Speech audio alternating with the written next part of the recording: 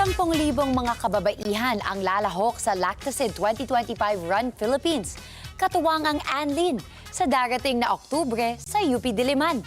Ito'y bahagi rin ng pagdiriwang ng World Osteoporosis Day. Narito ang aking report.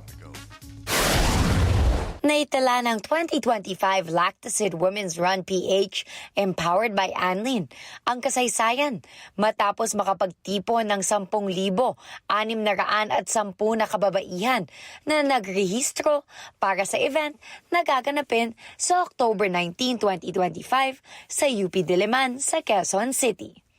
Dahil dito, muli itong naitatag bilang pinakamalaking women's running event sa bansa.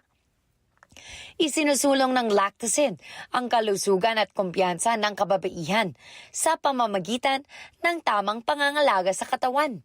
At kasama ang co-presenter na Anlin, ipinagdiwang din ang World Osteoporosis Day at itinaas ang advokasya para sa malakas na buto, kasukasuan at kalamnan sa bawat yugto ng buhay. It's the fastest growing event actually. We started 1,700 and then few months after 5,000, 6,000, 8,000 recently and then now 10,000. So and kulang pa yung registration for that. So I'm very happy how we were able to achieve this. But in everything that I do, I think it's very much of my determination and my will to make this bigger. Tampok din ngayong taon ang kauna-unahang Charm Medal, isang keepsake na maaaring isuot araw-araw bilang simbolo ng lakas at tagumpay. May espesyal din itong Burmese Jade add-on upang maalala ang panalo saan man magpunta.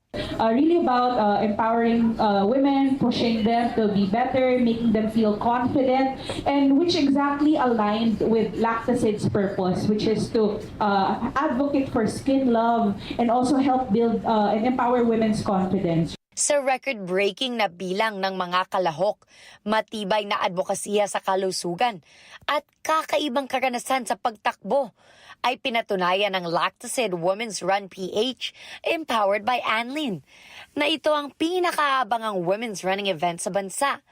Isang selebrasyon sa mas malakas at sama-samang kababaihan. Gianna Llanes para sa Mata ng Agila. Matatag, matapang, matapat.